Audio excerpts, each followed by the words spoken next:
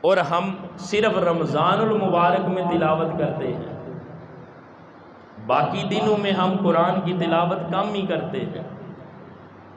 اور الا ماشاءاللہ دوسرے لوگ تو دوسرے لوگ رہے، ہم حفاظ کا، یہ جو قرآن کے حافظ ہیں ان کا حال بھی یہی ہے کہ جب رمضان المبارک آتا ہے تو پھر قرآن کی تلاوت شروع کر دیتے ہیں، اور جب رمضان المبارک کا مہینہ گزر جاتا ہے تو وہ جو ایک جذبات تھے نا قرآن کی تلاوت والے، وہ ٹھنڈے پڑ جاتے ہیں۔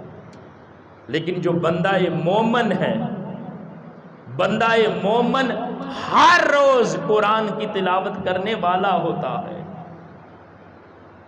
اپنا تعلق اس لا ریب کتاب کے ساتھ جوڑنے والا ہوتا ہے۔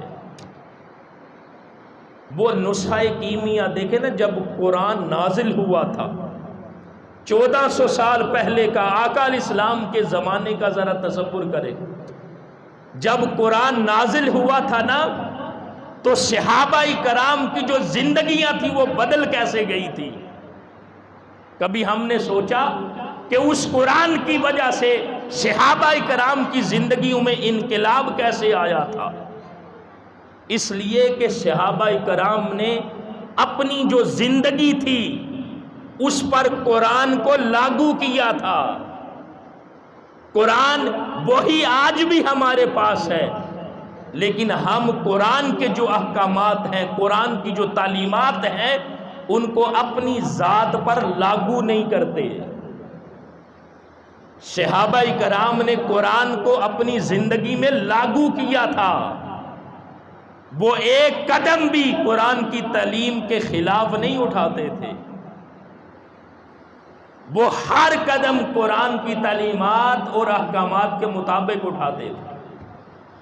آج اگر امت مسلمہ بھی زوال سے نکلنا چاہتی ہے اور پستیوں سے نکل کر عروج کی منازل کو طے کرنا چاہتی ہے تو راستہ ایک ہی ہے، اور وہ راستہ نسخہ کیمیا، رب کی لا ریب کتاب قرآن مجید والا راستہ ہے کہ ہم بھی قرآن کی تعلیمات کو اپنی زندگی میں لاگو کریں، جس طرح 1400 سال پہلے میرے آقا کے صحابہ نے قرآن کی تعلیمات کو اپنے اوپر لاگو کیا تھا۔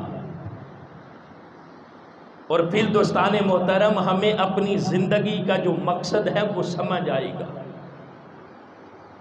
یہ قرآن ہی ہمیں بتاتا ہے نا کہ اے بندہ مومن، تیری زندگی کا مقصد فقط اللہ کی عبادت اور بندگی ہے۔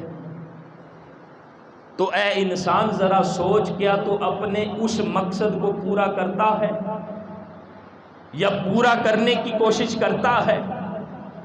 پہلے نمبر پر تو خوش نصیب وہ بندہ ہے نا جسے اپنی زندگی کا مقصد سمجھ آ جاتا ہے، اور پھر اس سے بھی کئی گنا خوش نصیب وہ ہے جو اپنی زندگی کے مقصد کو سمجھ کر پھر اس مقصد کو حاصل کرنے کے لیے اپنی زندگی کا ایک ایک لمحہ گزارتا ہے۔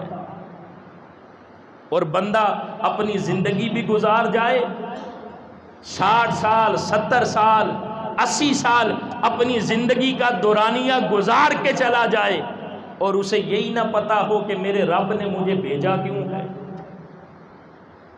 میرے رب نے مجھے پیدا کیوں کیا ہے، میری تخلیق میں راز کیا ہے، میری پیدائش کے اندر حکمت کیا ہے۔ اگر بندے کو یہی سمجھ نہ آئے، بے شک وہ زندگی گزار کے چلا جائے، تو پھر اس کی زندگی اندازہ کر لیں کہ اس کا انجام کیا ہوگا۔ پہلے تو اے بندہ مومن اپنی زندگی جو مقصد ہے اس کو پہچان، پھر اس مقصد کو حاصل کرنے کے لیے اپنی زندگی کے جو لمحات ہیں ان کو وقف کر دے۔